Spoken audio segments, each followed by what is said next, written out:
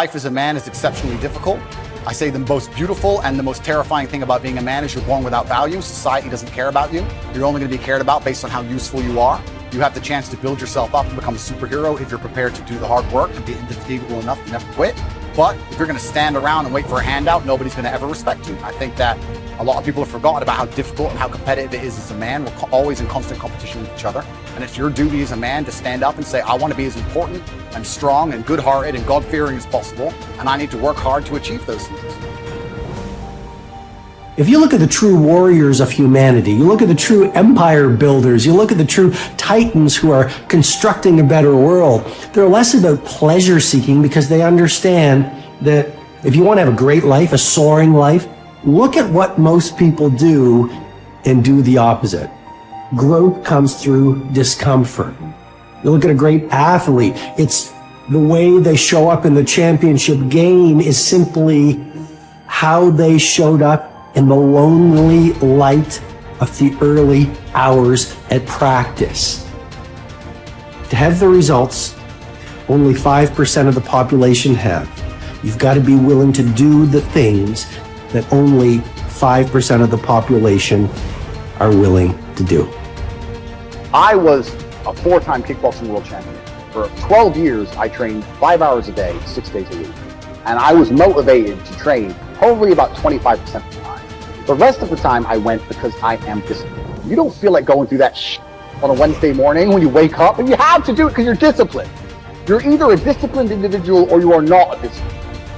There's a difference between want and want. And I say this all the time. People say to me, I want to be rich. And I say, okay, well, I want to be able to ice skate. But I don't want to be able to ice skate enough to go learn how to ice skate. I can't be bothered. I mean, surely if I could click my fingers and be a figure skater, I'd click my fingers. Who wouldn't? Well, I don't want to actually go train because I don't want it enough. And this is the exact point with money. Everyone wants money put on their lap. If you truly wanted money, you wouldn't be able to sleep until you fucking had it. The masters make the hardest things in the world look easiest. And in the moments where you push yourself, those moments tend to lead to success. But you've got to stop rationalizing, stop making excuses, stop telling yourself little watered down assessments of where you're really at. Tell yourself the truth. And the truth shall set you free. And the truth that I had to come to grips with, that I wasn't in charge of my destiny. The truth was that I wasn't giving all that I had. The truth was that there are some things that I wanted to do, but I didn't have the courage to act on those things. I had to start looking at my life differently. I started going to work earlier. I started being the last one to leave there. I started working harder than anybody else. I am not motivated to do the things I'm supposed to do. I don't wake up full of joy. I have to go to the gym, or I have to work, or I deal with crap. I don't feel motivated to do them. I'm disciplined. I do them regardless of how I feel. Whether I'm in the mood to do it or I'm not in the mood to do it, it gets done. That's discipline. Discipline's a real thing. Motivation is fleeting. You're never going to be permanently motivated. If you're the kind of person who can only try hard at something he enjoys, then you're going to fail. If you truly want to win, you can't only want to win when you're happy, and you can't only want to win when you're motivated. You're competing against men like me who will perform even when it's raining, not only when the sun is shining. If you're going to be the kind of person who can only do it in one of those scenarios, you are going to lose. You must be prepared to perform all of the time. I have a lot of people who message me and say, I struggle with motivation. My answer is simple. Then stay a loser. If you can't find the motivation to not be a loser, then I strongly recommend you just stay a loser, stay in your lane, and stay out of my way. I have no time for people who cannot find the motivation to fix themselves and fix their own lives.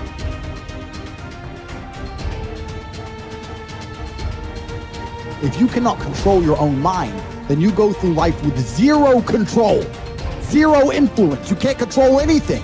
You're just a feather in the wind, waiting for life to blow you from happy place to sad place to happy place to sad place, completely hoping on the gods to be fortunate to you, because if any genuine discomfort comes your way, we're clouded with doubt, and we wonder why it is so difficult for us to grow into the best version of ourselves. We wonder why it is so difficult to climb that mountain, to get over that obstacle. It's because we are not looking at the opportunity with the right perspective.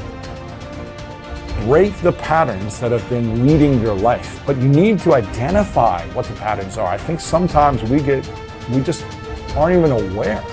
It's just a pattern that's running. It's something that's happening. Maybe it's been happening for months or years or decades. We're not even aware. It's just become our identity.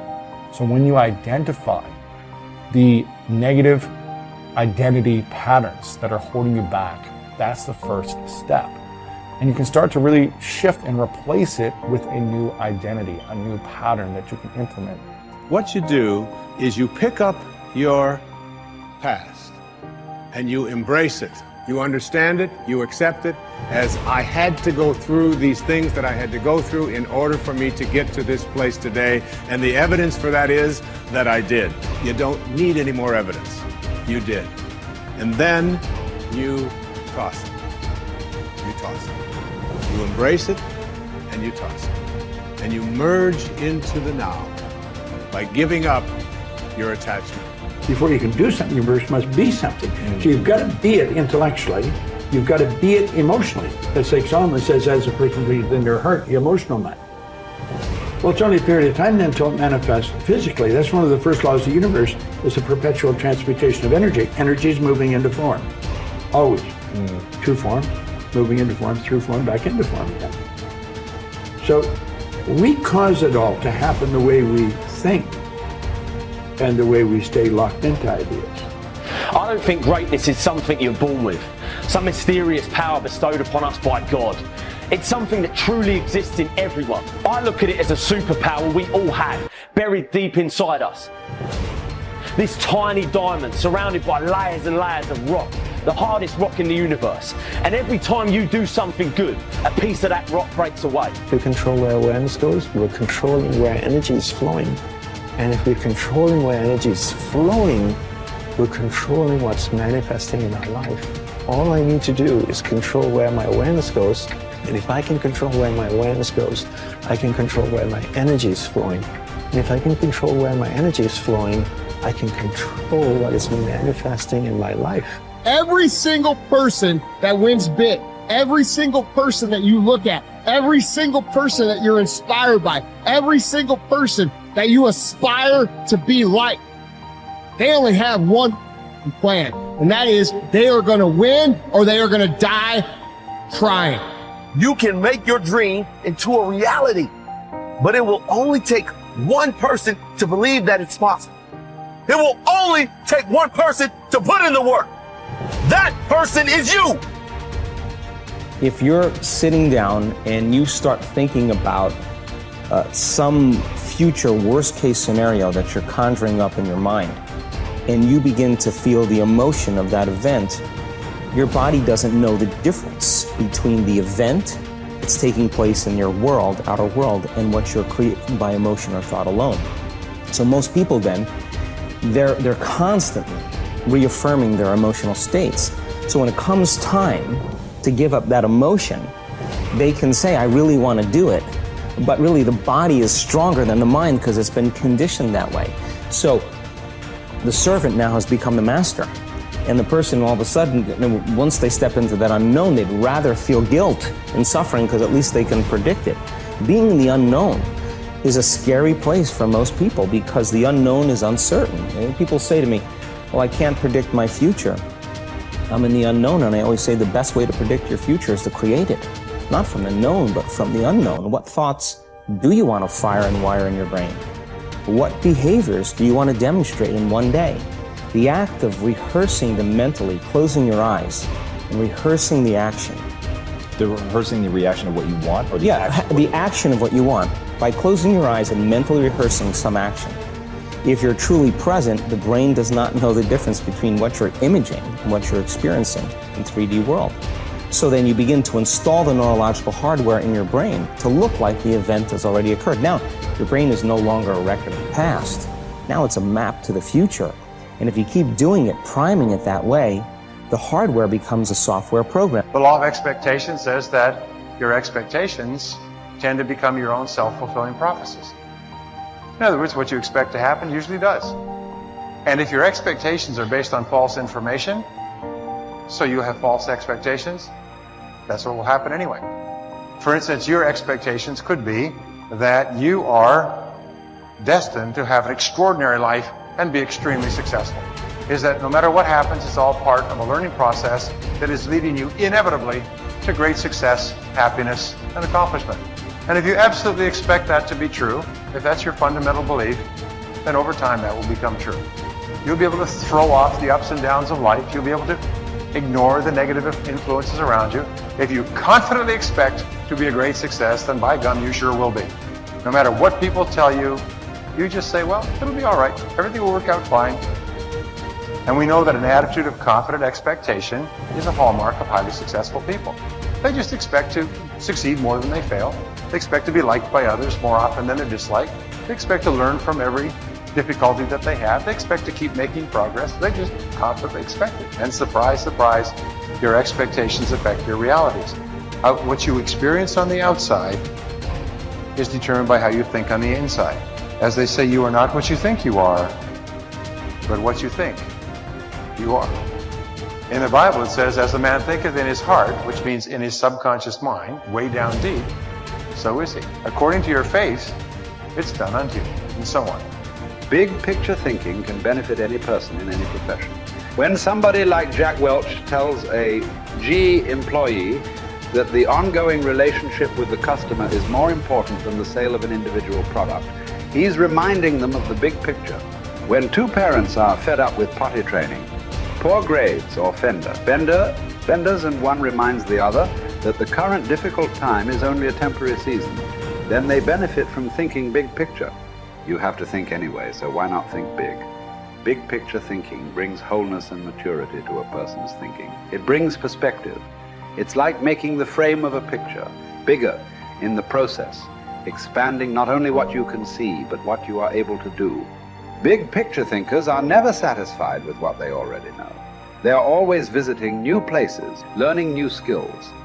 And because of that practice, they often are able to connect the unconnected. They are lifelong learners. To help me maintain a learner's attitude, I spend a few moments every morning thinking about my learning opportunities for the day. As I review my calendar and to-do list, knowing whom I will meet that day, what I will read, which meetings I will attend, I note where I am most likely to learn something.